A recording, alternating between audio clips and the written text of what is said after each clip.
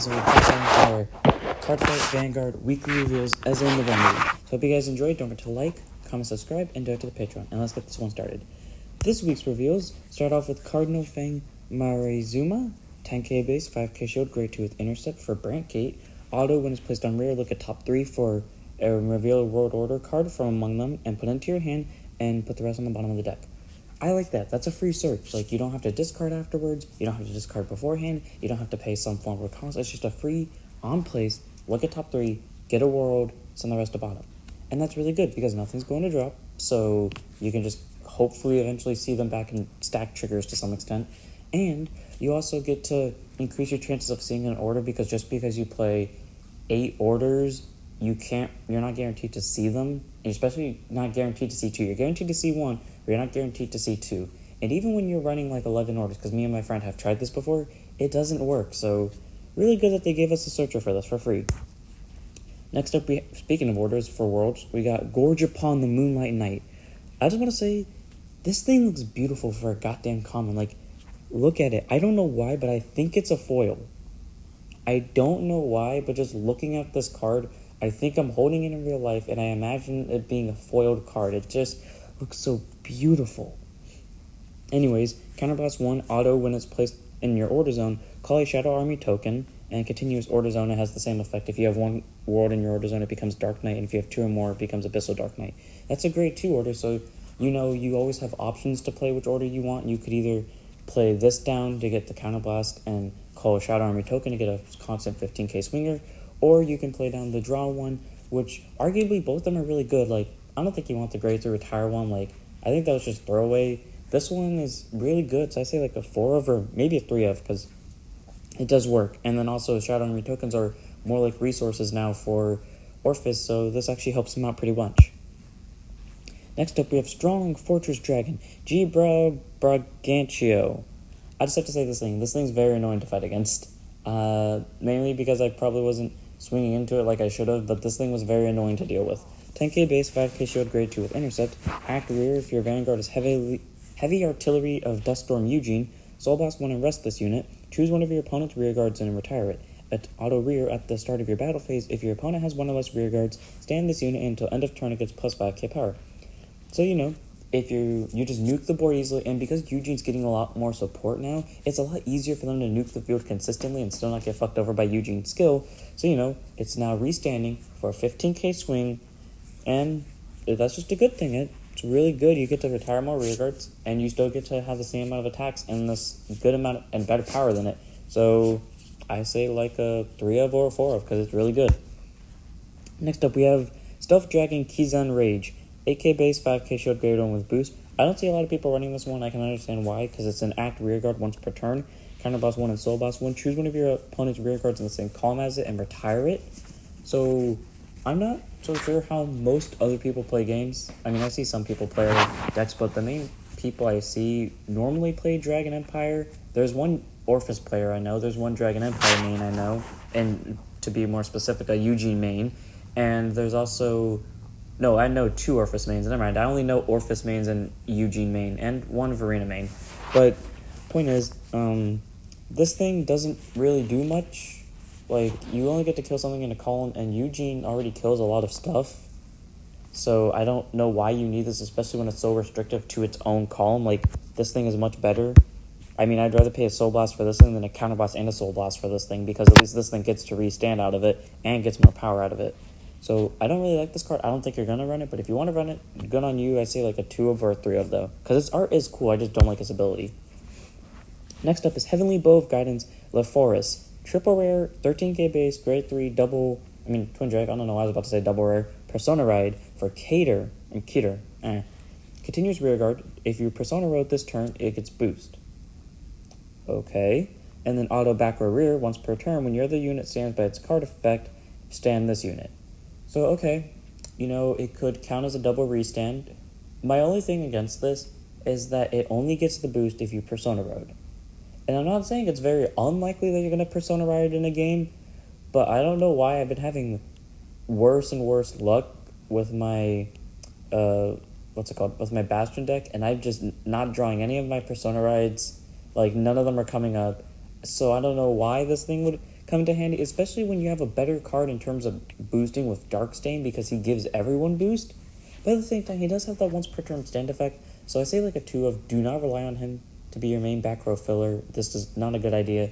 Make him a 2 of, so when you swing with Bastion, you can restand something, give plus 10k, and if you're running the Divine Sister that can also restand herself, put one behind her so that you could get 2 restands. But I personally am not running this because I don't want to take the chance that I see this over Darkstain, and then I can't boost with everyone, or boost in general.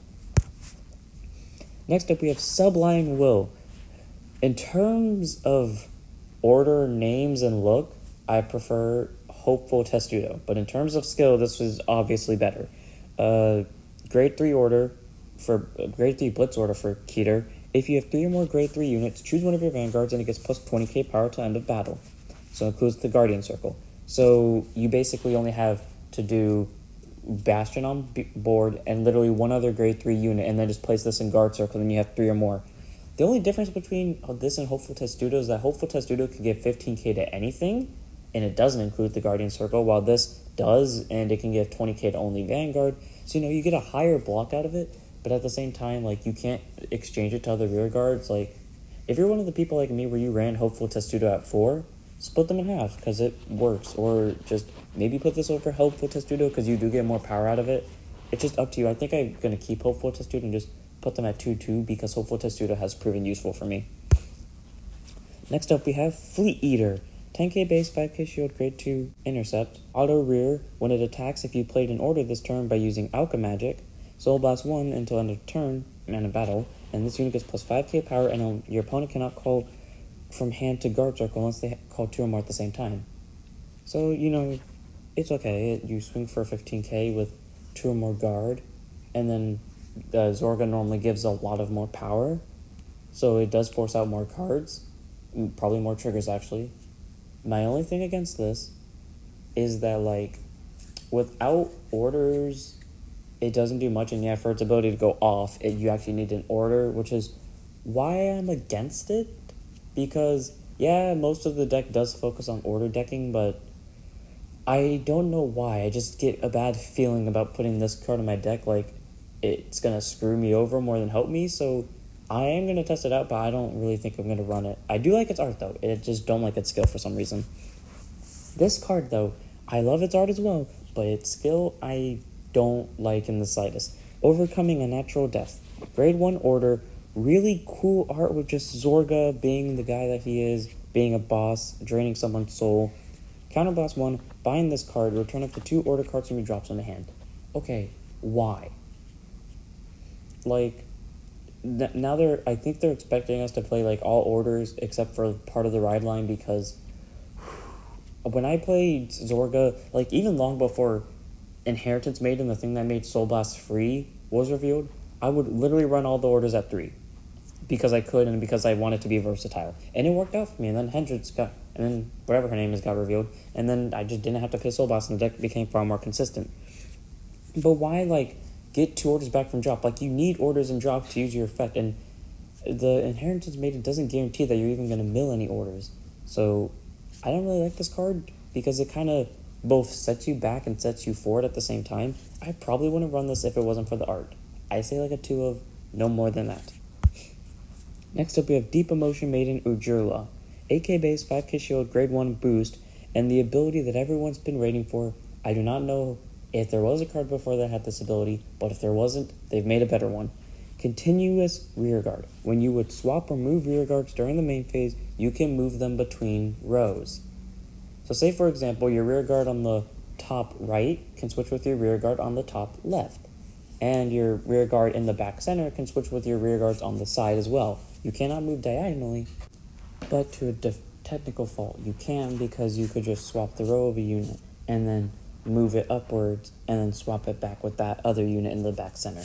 So you could go back center to back left and then swap back what was originally the back center with the top left, and then switch top left with the current back center, and then you kind of get a diagonal movement out of it, which is really good. And the continuous rearguard, your units in the front row cannot be chosen by your opponent's card effects. So they can't really nuke them, which makes it harder for Eugene players to hit over unless they actually rammed into them. And that's good. Like, this thing is really good. It can just move your units around constantly in whatever order you wish, and your opponent can't really do anything about it. So I really like this card, like 3 of or 4 of. And this card, okay, this one I absolutely hate. Like, nothing about this I like. Aurora Battle Princess Billate Canary. 10k base, 5k shield, grade 2 with intercept. Auto, when placed on rear, choose an imprisoned card in your prison and put it into the owner's drop zone. I understand why this is here. If you're imprisoned something like very important to your opponent, like it was a free resource gainer, or you could use its ability for free, obviously you don't want them to have it, despite the fact they're paying cost for it. So you're going to place this down and put it into the drop zone. I just don't like doing that. Like, don't get me wrong, I'm a person who puts in all the Aurora Battle Princesses possible, to the point where I might put this in just because it's an Aurora Battle Princess, but I don't like doing that. Like, there is yet to be a situation to prove to me, and I do use all the decks. I've used all of them equal amount, except for Verena, which I've used slightly more than everyone else. But all the, like, against all the decks I played against, there has never been a point in time so far that I've needed to, like, put something in drop. Like, the current way I was playing the deck worked out better than I could expect, and putting stuff into drop would be more hurtful to me, especially because, like, I need multiple cards in prison to activate the effects. So I don't like this card. If you want to run it, you can, but I'm probably not going to do it. And next up we have Aurora Battle Princess Whopper Prun. 8k base, 5k shield, grade 1 with boost. What I thought was going to be my favorite Aurora Battle Princess because I saw the countercharge icon, and then I immediately resented that statement because of another icon I saw. Auto, when placed on rear, if you have 5 or more opponent's cards imprisoned, countercharge 1 and soul charge 3. Now, you soul charge a lot in this deck, like, straight up playing the prison gives you 3 soul charges. The counter charge is always hopeful because Bubble Mind doesn't always do it for you, especially because he has to boost to do it, so now it's just an on-place. The problem is you have to have 5 or more cards in the opponent's prison.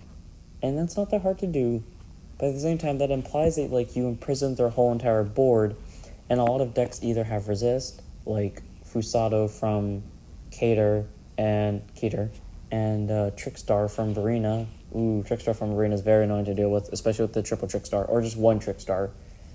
So things like that can happen. And then not to mention, you also have to, I think Magnolia is the only one that doesn't actually have resist, and even then Magnolia still does pretty well against Prison. And then Prison itself, which is a really annoying stall game. Very annoying.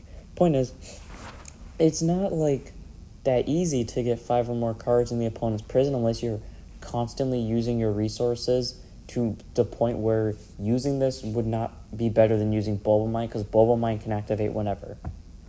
Honestly, I like the idea behind this card. I hate the fact that it has to have 5 or more cards in prison. If you want to run it, 3 of or 2 of. Not a 4 of, not a 1 of. And next up, finally, it took so long. We went through the entire V-Series without getting one, and I thought we were going to get one in the trial decks because I saw the reminder text and I couldn't read it, but I imagined that it was a skill, and it wasn't. But finally, triggers are back with skills, and they're all for overdress, so I'm actually happy by this. Granted, they're only basic skills, but I'll take it. So they're all for front triggers. Blaze Maiden, Parama, Diablos Girls Natalia, Bard of Heavenly Song Alpacc, and Frenzied Harris, also Cardinal Droid, Draco, and Enpyro. They all had the same skill, Continuous Guard Circle. If your opponent's Vanguard is grade 3 or greater, it gets plus 5k shield, so a 20k shield. I know it is not that impactful, but I do not actually decide impactful because it does help out a lot with guarding. 5k shield does actually make the difference now, especially because, I don't know why, it just makes the difference now. But thank God, I do not care that the skill is like not flashy at all. I will take it because it's a trigger with a skill. My happiness has been redeemed.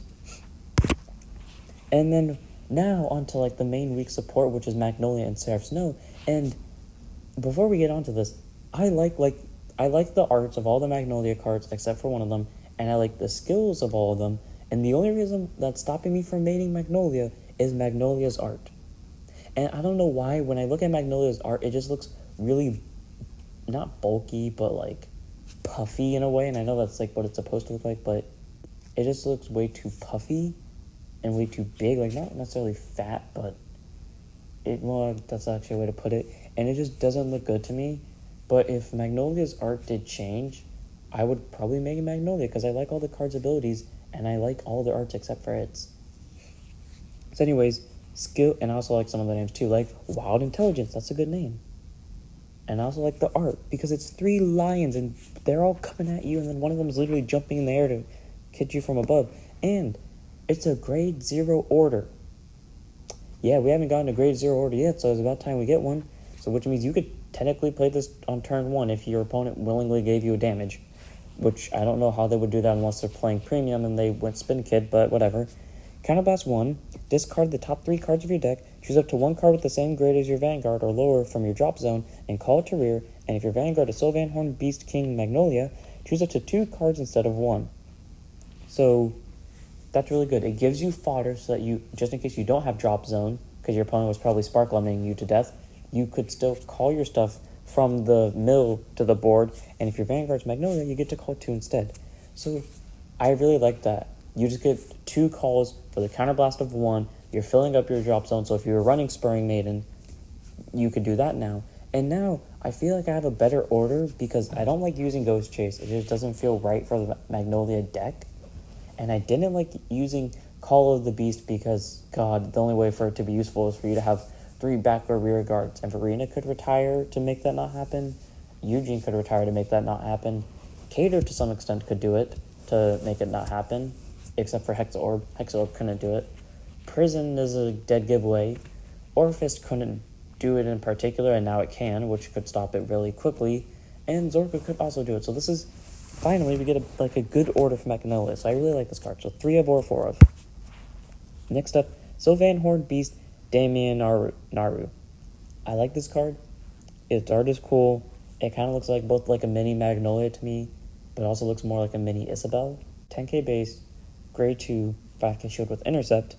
Auto when it's placed on rear. If your Vanguard is Sylvan, Horn, Beast, King, Magnolia, Soul Blast 1, choose one of your rear guards until end of turn. That unit gets plus 5k power and it can attack from back row. So that's really good. You can give anything the ability to attack from back row and give it 5k. And if you Persona roll at the turn, that unit's probably going to get another 5k because it's in the back row and you're probably just going to select it just to give it the back row attack again. So really helpful card to have. And then there's also another scope. Auto rear once per turn. When it's chosen by your Vanguard's effect, it gets plus 5k power. So the Magnolia giving this thing back row attack gives it plus 20. I mean plus 10. So this is a really good card to have. Like probably a 4 of or a 3 of. I would not say get rid of Gunning Solo for him, but I say maybe put them at even or like put this at 4, put Gunning Solo at 3. This thing's just really good. Next up, we have Aurora Battle Princess Derii Violet. 10k base, 5k shield, grade 2 intercept. Auto when it's put into guard circle. If you have one or more cards of your opponent's cards imprisoned in your prison, Soul Blast 1, choose one of your units, and it cannot be hit by a grade 2 or lower's attack until end of battle. So it gets you a PG to an extent for the battle, which is good if like they're swinging for a grade 2 that probably got an overtrigger. It's a PG if you Soul Blast 1, so that's helpful, and actually it's helpful in general because a lot of units do hit for bigger numbers depending on what turn it is. So, technically you have I think you have about like 6 to 8 PGs because I'm not one for running this at 4. I maybe run it at 3. 2 is probably what's going to happen, but it's still good. And our final reveal is Aurora Battle Princess Perio Turquoise. 10k base, 5k shield, grade 2 intercept. Continues rearguard during your turn. If you have 2 or more of your opponent's cards in your prison, this unit gets plus 5k power. So that's a 15k swing. That's okay. It's a lot better than Razop Pink. And because we're getting all these Aurora Battle Princess, I can finally get rid of Razop Pink. Because I've been keeping it along at 4 for so long because it was an Aurora Battle Princess. Now I can get rid of it without feeling bad. And then auto front row rearguard. When your opponent's card is imprisoned in your prison is... When your opponent's card imprisoned in your prison is placed on rear, that unit loses 5k power to end of turn. That is so good. Like, that is a genuine, zeal card. Because if they place their unit, it's immediately losing 5k. So the point of them calling it out of prison was just to make you waste resources later to get it back into prison. Or unless they were using Verena and then they just got back their Trickstar and then made it at 0 just to prove a point that I'm going to make sure that you can't imprison a lot of stuff. Turquoise does really good, and then you don't have to pay a cost for it either. Turquoise is amazing. I say this is definitely a 4 of. This is the ace winner. This is a triple rare if I'm correct. So yeah, this is like the ace winner for World of Bow Princess. And that was the weekly reveals. I hope you guys enjoy. Don't forget to like, comment, subscribe, donate to the Patreon. Check out my Discord. I have a link in the description, so go join it. I have a Twitch channel, which I'm going to start streaming to in like a few days, so go follow that. And I have a second channel focused on Beyblade, so go subscribe to that. And I'll see you on the next one. Don't forget to stand up your Vanguards.